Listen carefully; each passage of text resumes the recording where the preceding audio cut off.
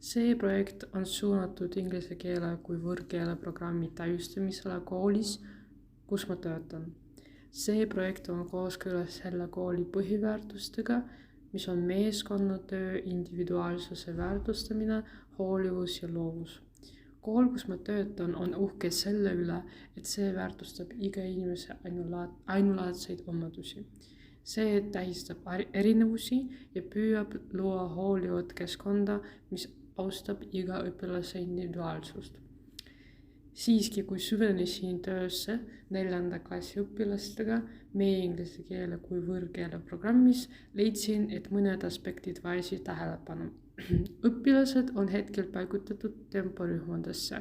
Mõlemad rühmad seisavad silmitsi raskustega seoses aegunud materjalidega, mis on mõeldud 5. klassi õpilastele. Esimese grupi jaoks on materjalid liiga keerulised, samal ajal kui teine grupp leiab materjalid liiga lihtsad olevad.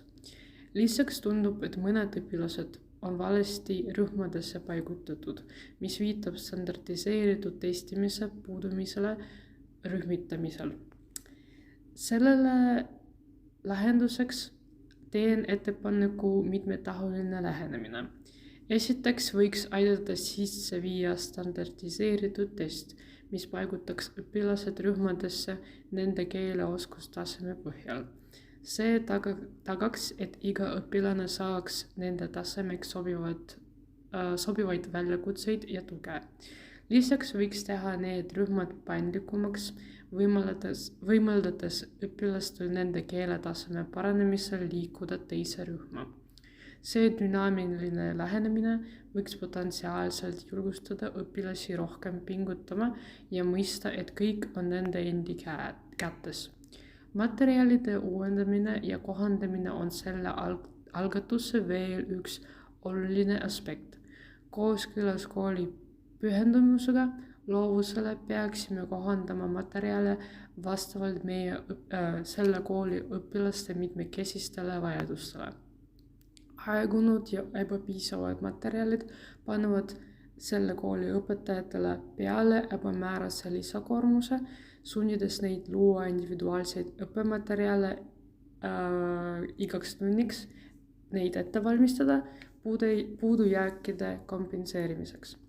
Nende muudatuste elluviimiseks olen põnevil koostööst kolleegide, koolihalduse, kohalike omavalitsuste ja vanematega. Koos saame luua keskkonna, kus iga õpilane saab isikupärastatud tuge. Kooli administratsiooni võiks paluda uusi õpikuid näiteks osta ja kui neil puuduvad selle jaoks vajalikud ressursid, paluda abi kohalikust omavalitsusest. Administratsioon võiks ka olla abiks teiste õpetajate ja kolleegide kokkusaamisel, et need õpetajate kolleegid saaksid läbi arvutada, kuidas disainida seda testi, mille abil neid temporühmad võiks koostada ja õpilasi õigesti nendesse paigutada.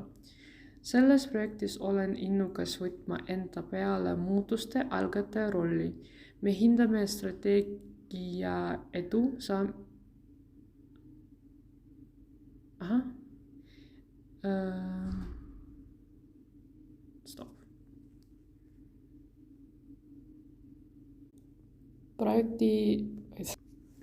Olen valmis nii teiste kolleegidega selle peale arutleda ja rääkida selle teema kohta, kui ka arutleda neid küsimusi ja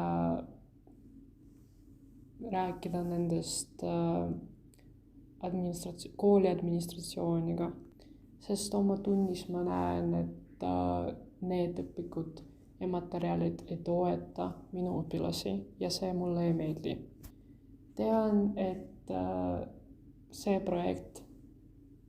saan teada, et see projekt oli edukas siis, kui ma näen, et õpilastele need uued õpikud ja materjalid meeldivad ja kui nende tulemused parandavad ja ma näen, et need grupid, rühmad, kus nad olevad, on nendele sobilikud nende tasemele ja see paigutus need motiveerib